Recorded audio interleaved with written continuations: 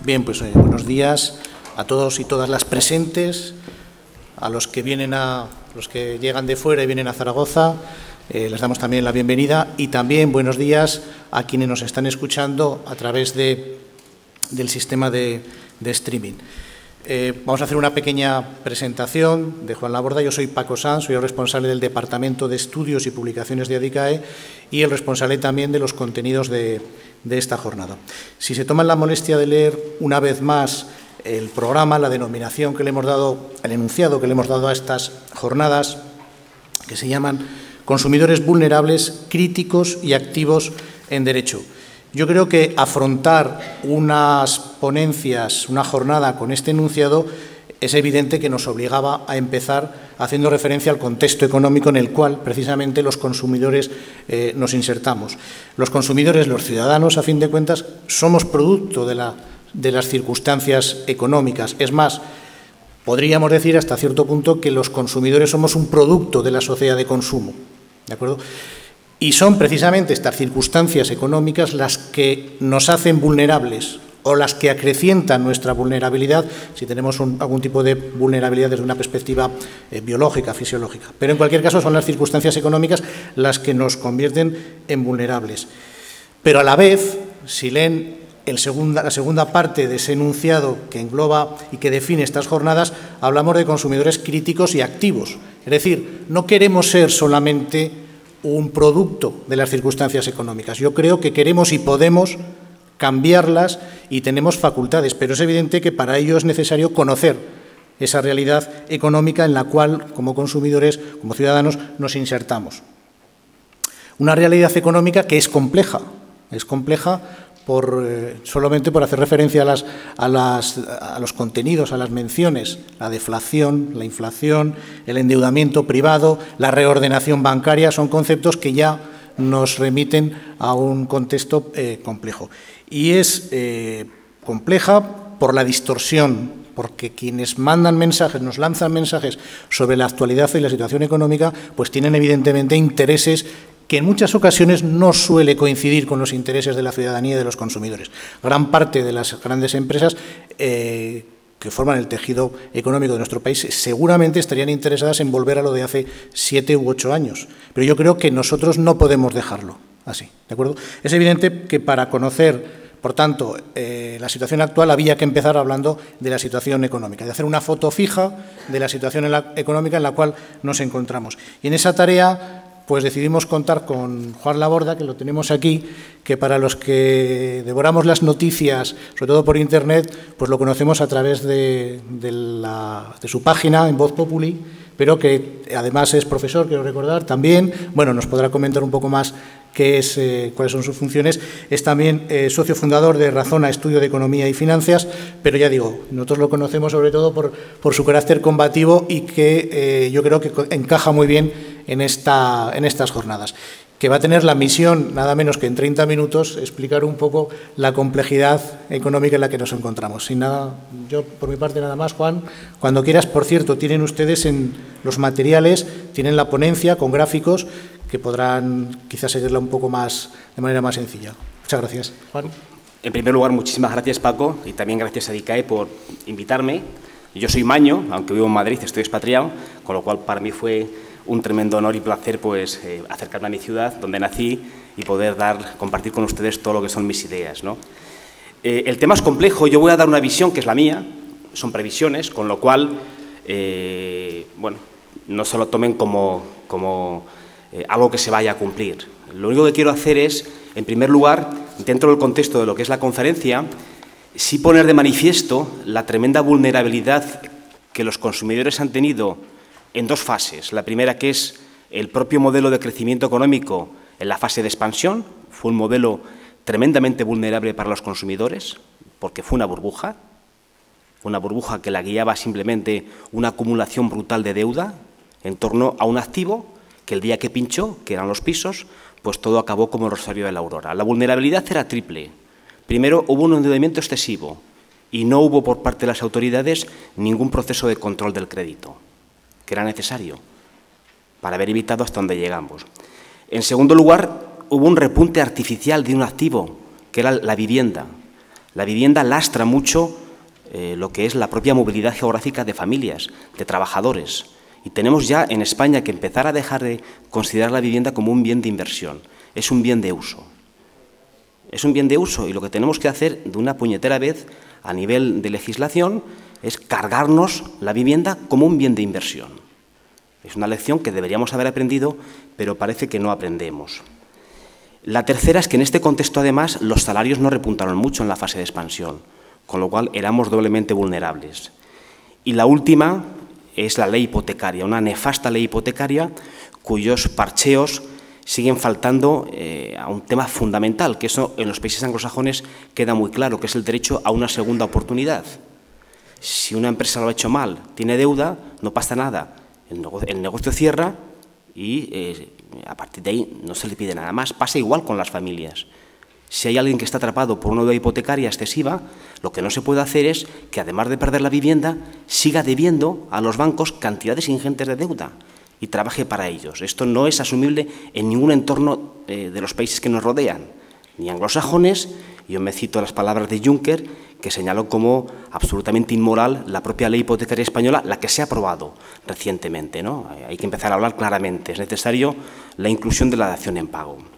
Pero esa vulnerabilidad durante el periodo de expansión se fue alargando durante el periodo de salida de la crisis. El modelo utilizado o empleado, en esto insistiré mucho, lo que ha hecho ha sido ahondar más, y lo estamos viendo, la pobreza, la miseria, las desigualdades. ¿Por qué? Porque se ha optado básicamente por una austeridad extrema, pero no solo austeridad que liberaba rentas para rescatar a aquellos que generaron el problema, que básicamente fueron el sector financiero. El rescate bancario se ha hecho a costa de los contribuyentes y ha generado una deuda pública que ya veremos que no tiene nada que ver ni con pagar a profesores, a enfermeras, a médicos o con implementar proyectos de carreteras, etcétera. Tiene que ver con otra cosa. Y además de menos salarios, más pobreza, más desigualdad, nos encontramos con un factor que apenas hablamos. El único factor que sustenta la economía española es un agente externo a nosotros, que es el Banco Central Europeo y unos mercados financieros que están en burbuja, y esa burbuja estallará. Y de ese estallido de la burbuja aparecerá una vulnerabilidad adicional para los consumidores, y de esto no se habla, y hablaremos un poco de esa burbuja. Primero, lo que voy a hacer en lo que es la presentación, hay tres partes, procuraré ir rápido. La primera es un breve diagnóstico, ¿dónde estamos ahora? ¿Dónde estamos? Un poquito de previsión. Yo soy un poco cenizo, ojalá me equivoque, en el sentido de que no quiero que se cumpla esta previsión que tengo yo, porque sería muy negativa. Hace ya un año saqué un documento donde exponía que el periodo 2014-2016 se iba a producir lo que yo denomino la segunda fase de la gran recesión. Voy a empezar con unos gráficos, yo creo que son muy intuitivos. Son dos gráficos de indicadores económicos que se van actualizando cada mes a partir de datos que se van conociendo, de encuestas, y nos marcan un poco cuál es la perspectiva de ciclo económico, es decir, la previsión del PIB en los siguientes trimestres, en el corto plazo. ¿Qué se observa? Este es para Europa. Lo que se observa es, básicamente, por un lado, la recesión intensa, sobre todo en el año 2009, que fue nefasto a nivel global. Luego se observa una ligera recuperación, una segunda recesión que se inicia en el 2010, de nuevo una recuperación, y luego, a partir de mayo del 2014, se inicia de nuevo un periodo de desaceleración, lo que yo denomino triple recesión. Nosotros, bueno, personalmente, un grupo de economistas ya hablamos de esta idea, de la triple recesión. Esto es el caso europeo. Prácticamente este indicador, que es el Eurocoin, ustedes teclean Eurocoin en Internet, lo publica el CPR y tienen este gráfico, lo pueden sacar, lo pueden graficar, y sí que nos da una idea de cómo va el ciclo europeo. Claramente se observa una desaceleración y estamos a punto de entrar en recesión en Europa. Bueno, es lo que se está oyendo. En el caso español pasa algo parecido. Este gráfico es el mismo. En España hay indicadores muy buenos, lo que pasa es que no son disponibles públicamente. Uno de ellos lo publica Banco de España, pero no es público, que es Seinestin. Entonces, tengo que coger algo que sea parecido y que sea público, que ustedes puedan ir a Internet y puedan descargarlo. Pues en un gráfico se puede observar previsiones en el corto plazo para España a través del índice FEDEA de actividad. Lo publica FEDEA. Bueno, pues ¿qué se observa en ese gráfico? Igual, un perfil muy parecido a Europa. Una doble recesión en el año 2010 y el inicio de una desaceleración en mayo del 2014, muy parecido. Y ya estaríamos hablando de tasas negativas, de actividad económica. Voy un poco ahora a hablar de previsiones. Para eso, un poquito, hay una serie de problemas de fondo. Los primeros tienen que ver con la propia publicación de lo que son los datos de contabilidad nacional. Es decir, el PIB es una cosa que a mí me cabrea mucho.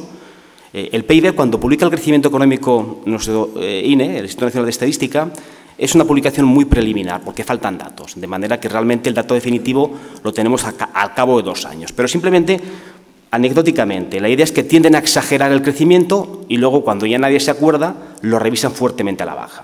Bueno, aprovechando el cambio de metodología que incluía prostitución, drogas y otros factores y economía sumergida, de repente el perfil del año 2011 y 2012 es mucho peor de lo que nos habían dicho.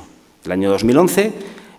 la economía española no tuvo una expansión económica como inicialmente se dijo de más 0,9, fue una contracción de menos 0,9, y el año 2012 no hubo una contracción del menos 1,3, sino del menos 2,1.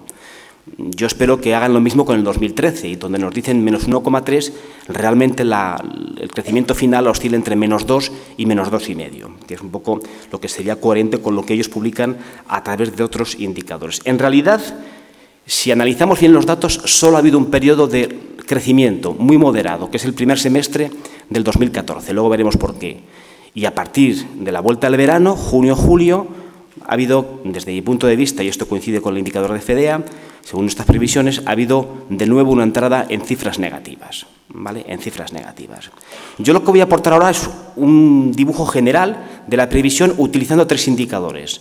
Lo que es la contabilidad nacional del INE, ahí tenemos el PIB, y también la EPA, la famosa EPA. En segundo lugar, las cuentas financieras del Banco de España, básicamente nos analizan la evolución de la deuda de los sectores económicos, aquí me voy a centrar mucho. Y también, por último, la balanza de pagos del Banco de España, para ver lo que está pasando. El resumen de lo que es la expansión que yo veo es la siguiente. Ha habido una recuperación artificial centrada en el consumo privado y en el sector servicios, que se ha hecho vía mayor incremento de deuda pública y mayor incremento de lo que debemos fuera de deuda externa neta, y además los capitales que entran en España no se están centrando en un factor que sí que se podría hacer, porque ya existen empresas que ofrecen retornos atractivos, no vienen o no se concentran en inversión directa para mejorar nuestro aparato productivo. Son inversiones de cartera muy especulativas, centradas a financiar al Tesoro Público Español, por un lado, y por otro lado, la emisión de deuda corporativa de las grandes empresas, las cuales ni invierten en España ni generan empleo en España. Ese sería un poco el dibujo general. Ideas breves, voy rápido porque si no me voy a comer los 30 minutos. Primero, desde la crisis se han eliminado en España 1.300 millones de horas trabajadas. Es una barbaridad. El empleo que se está generando ahora, básicamente es un empleo tremendamente precario. Cojamos el último dato, el de noviembre. Es parcial, es temporal y centrado en un sector que es muy estacional, que es servicios. La industria apenas genera empleo. De manera que no se puede comparar el empleo que se está generando ahora con el que se generaba en la fase de boom. Eso se puede comparar. Hay cifras que sí que existen, donde podríamos homogeneizar y controlar por precariedad. Y yo cito una cifra que es U6, que es la tasa de paro 6, publicada en Estados Unidos a la vez que se publica la tasa de paro y que ajusta por esto. En España, gracias a Dios, hay académicos que la controlan. Entonces, yo me voy a remitir a las cifras del profesor Florentino Felgueroso, de la Carlos III, del colectivo Nada Gratis. Entonces, con el dato de la EPA del tercer trimestre, la tasa de paro ajustada por precariedad, estacionalidad y deseos de trabajar más allá de lo que se trabaja, estaría en España en el 34,2%. ¿Vale? Es la cifra más alta de toda Europa, superior a Grecia. La idea es homogeneizar lo que se genera ahora con lo que se generaba en periodos de expansión donde había contratos de otro tipo. Por lo tanto, desde el lado del empleo, la situación es un empleo muy temporal, muy precario y de poca calidad, y se reflejan tasas elevadísimas si ajustamos por todo ello. La segunda idea es la deuda. Veremos esto más adelante. La deuda sigue en su vida libre. Y sobre todo, que hemos pasado de una deuda, endeudamiento privado, que luego veremos, al sector público. Pues bueno, desde la llegada del actual Ejecutivo se ha producido una expansión de la deuda pública récord histórico. Jamás en España En 2 años había habido un incremento de 570.000 millones de euros en la deuda pública. Luego veremos, me centraré un poquito. La tercera idea, lo hemos comentado antes, es que además nuestro sector exterior, frente a lo que nos cuentan, no está mejorando, porque la deuda externa neta, luego lo veremos, se sigue amplificando, se sigue ampliando y alcanza niveles récord históricos. Somos, junto con Estados Unidos y Brasil, los países que tenemos una mayor deuda externa neta. Lo debemos fuera y además lo debemos sobre todo a inversiones muy especulativas. Voy a ir un poco rápido, viendo gráficos e ideas. Luego esto lo citaré más adelante. En este cuadro de aquí, que es de elaboración propia a partir de datos del Banco de España, yo me quedo con 2 ideas. La primera, que ustedes pueden ver en los últimos, desde el año 2011, lo que ha pasado es una explosión de deuda concentrada exclusivamente en el sector público, ¿vale? Luego ha habido una reducción del sector privado. Las familias no les queda más remedio que reducir deuda, porque no existe lo que llamamos segunda oportunidad, como por ejemplo pasa en Estados Unidos o en Inglaterra o en otros países. No existe esa segunda oportunidad. Los desahucios no dejan de aumentar. La tasa de desahucios mensuales no ha sido ni siquiera menguada por la nueva ley hipotecaria que se hizo a imagen y semejanza del sector financiero, que tenía un miedo atroz de perder lo único que podía financiarse, que era vía cédulas hipotecarias, por el hecho de que pueden desahuciar a la gente, es su único garantía. Y luego, bueno, pues también ha habido reducción del sector empresarial, bastante, no financiero, y del sector financiero, pero solamente en los últimos años. Bueno, esto es lo que hemos comentado antes, deuda récord a nivel histórico en deuda externa, 1 billón de euros. Han cambiado la metodología, pero sigue siendo récord.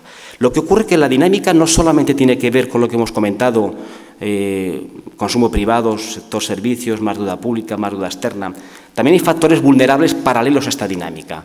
El primero de ellos es la banca. Quien ha financiado a nuestro tesoro básicamente ha sido la banca nuestra. Tiene carteras muy elevadas de deuda pública, lo cual lo hace vulnerable si se produjera un periodo de mayor aversión al riesgo en los mercados financieros. La propia seguridad social, que tiene un déficit crónico que se va ampliando, donde la hucha de lo que es las pensiones se va vaciando poco a poco y además esa hucha tiene todo invertido a Tesoro Español. La diversificación la acaba eliminando. Entonces, resumiendo básicamente, después de llenar de burbuja deuda privada el sistema español, tras generar múltiples burbujas, después de socializar pérdidas privadas vía deuda pública, esto lo veremos después, resulta que no hay inversión productiva. No hay inversión productiva. Luego veremos algún gráfico, ¿vale? Esto es muy delicado. Esta es una parte que hace muy vulnerable el ciclo español, porque tenemos deuda que sigue estando en niveles récords, debemos mucho fuera y además el aparato productivo, pues no hay ni se le ve ni se le espera ningún cambio de modelo productivo.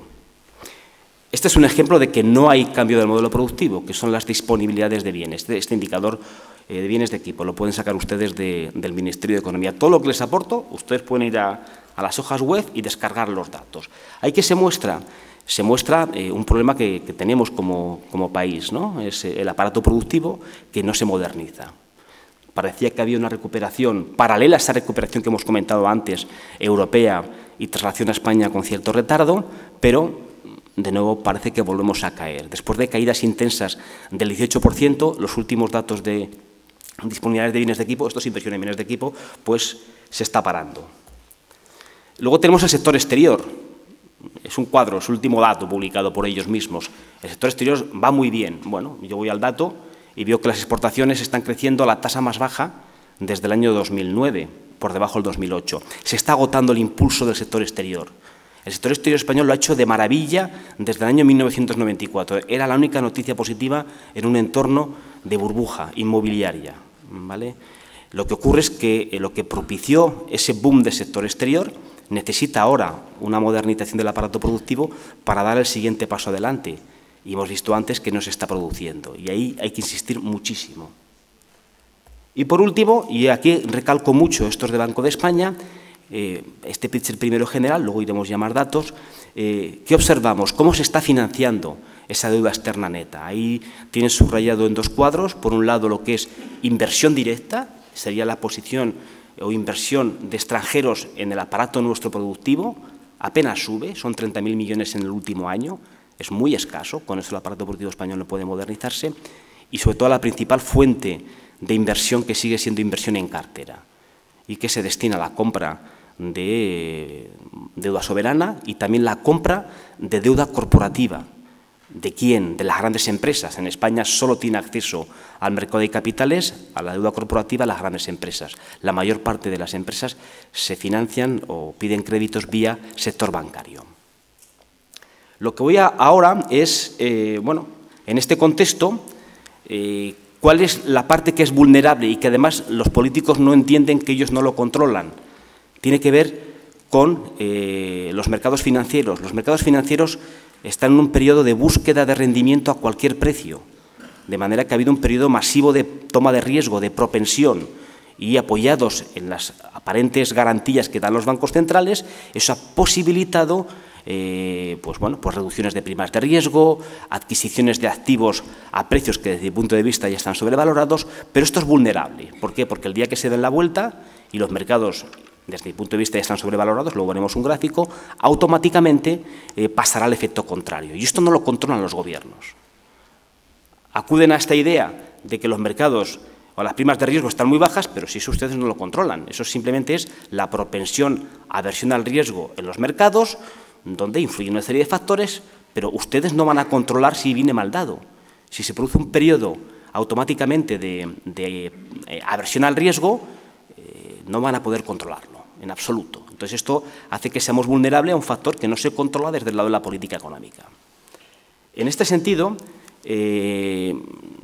pongo siempre este cuadro, a mí me gusta mucho, a los alumnos de economía financiera, presentaciones que voy, es una casa americana importante, una gestora muy seria y además bastante sana, es decir, es privada, lo que importa es que sus clientes no pierdan. Bueno, básicamente lo que nos viene a sugerir sus previsiones de retornos ex antes a diferentes activos globales es que la bolsa está muy cara y especialmente está muy cara la bolsa norteamericana. Luego veremos qué activo podría ser el que provocara una situación parecida a la .com o a los activos hipotecarios con la crisis del 2008. Y hay poca oportunidad de retornos en los activos clásicos. Esta es una situación a la cual nos han llevado los bancos centrales. Eso que mucha gente ha alabado la política monetaria de expandir los balances genera burbujas y no genera renta. Es muy peligrosa porque además es una interpretación falsa de la salida de la Gran Depresión. No voy a entrar en eso. La idea fundamental es que es vulnerable el ciclo económico a una explosión de los mercados y a un inicio de un ciclo de aversión al riesgo. Si ustedes me preguntan cuál sería aquel sector que podría originar, al igual que fue el .com o los hipotecarios, este proceso de crisis, yo veo uno que está muy de moda ahora, que es el energético. El petróleo está cayendo por una política diseñada por la OPEP. Esa política quiere echar del mercado básicamente a los norteamericanos, al fracking y al shale gas, y lo van a conseguir, porque todo el crecimiento americano de los 2 últimos años se debe al desarrollo de este sector energético, pero ahora a estos precios del petróleo ya no es rentable. ¿Vale? Y es el que ha generado el empleo, básicamente en Estados Unidos, en los últimos 2 años. Ahí tenemos una burbuja. Yo la cifro en torno a 600.000, $1 billón. ¿Vale? Hay que identificar, cuando viene una burbuja, hay que identificar qué sector tiene el sistema que pueda contaminar al sistema en su conjunto. Pues yo la identifico, la asocio a este problema. Ya empieza a haber problemas con bonos corporativos. Si ustedes van a bonos corporativos, está habiendo un repunte muy fuerte en las TIRES, es decir, pérdidas en la cotización de estos bonos en Estados Unidos. ¿Vale? Pues este sería un poco el pitcher y la debilidad. Es decir, todo lo que he dicho antes estallará cuando esto haga boom, ¿vale? Y ahí estaríamos en un círculo muy vicioso debido a las condiciones que tenemos actuales. Voy muy rápido en... Vamos a ver. Me he pasado. Disculpar. Voy muy rápido en lo que es un poco el diagnóstico.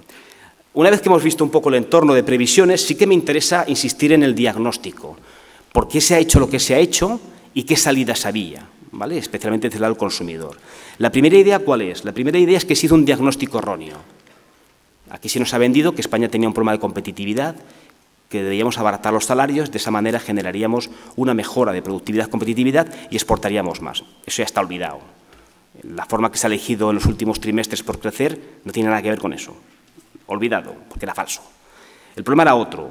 El problema básicamente eran niveles de endeudamiento del sector privado excesivos, que cuando estalla la burbuja lo que hace es que los balances de empresas y familias pues sean insanos, sean absolutamente insanos y tengan que dejar de consumir, tengan que dejar de invertir para reducir deuda.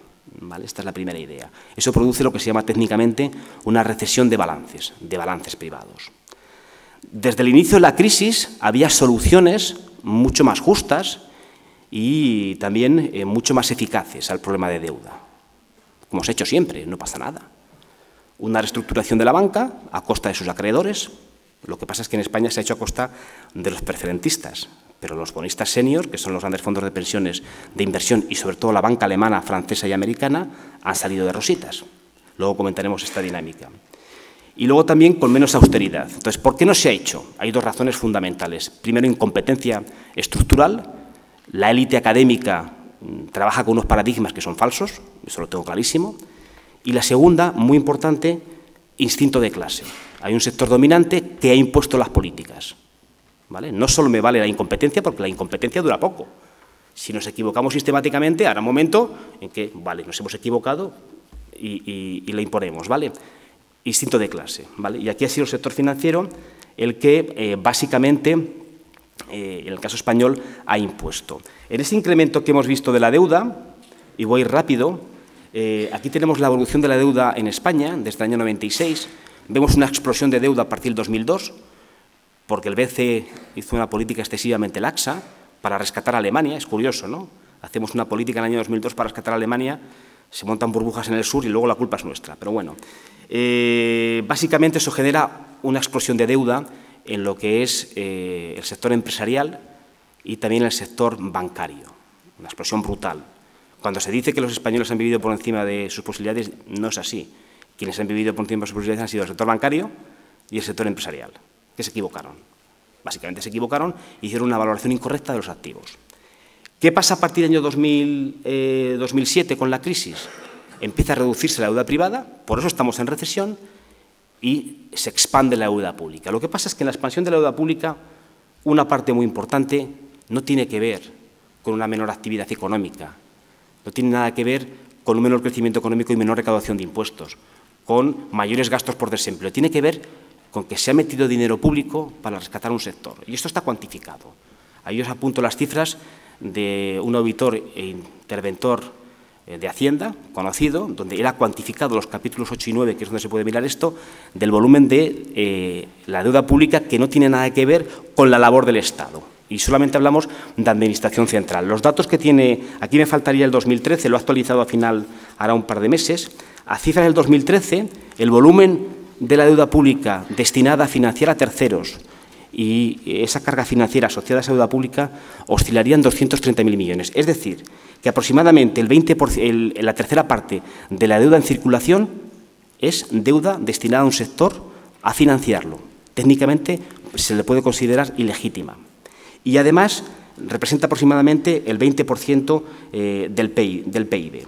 Los gastos financieros en el momento actual, año 2013, superan a los gastos de personal y multiplican por 6 veces lo que son las inversiones reales presupuestarias.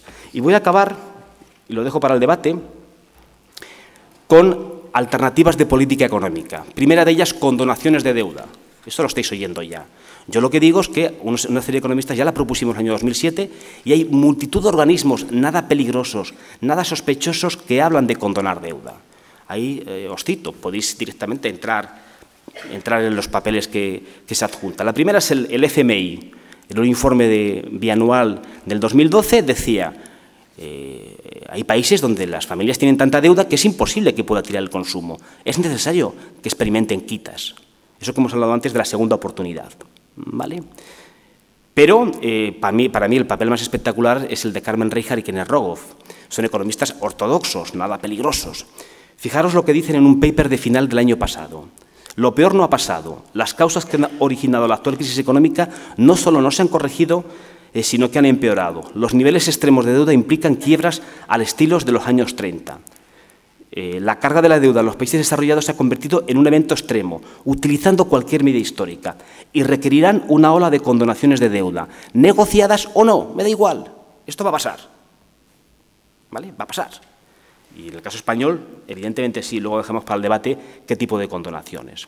Pero hay más evidencia reciente. Banco de Inglaterra, hace 2 trimestres, demostraba cómo el canal de lo que es la deuda de las familias hacía que la recuperación fuera muy frágil en Inglaterra y también proponía quitas. O, por ejemplo, el profesor Amir Sufi de Chicago, que recientemente intervino en el Congreso de Estados Unidos ante el Comité del Senado sobre justamente actividades bancarias, dijo una cosa muy elemental que aquí deberíamos aprender y tenerla grabada. El crecimiento del crédito sin crecimiento de la renta es una receta para el desastre. Bueno, esto es España. Ya voy a acabar. Básicamente voy a acabar con eso. Simplemente voy a dejar un problema. A veces se dice o se comenta que hay un problema de riesgo moral. ¿Por qué voy a rescatar yo a una familia que se ha endeudado en exceso? Ese no es el problema. Eso ya está solucionado en economía. Ese no es el problema. La pregunta es otra.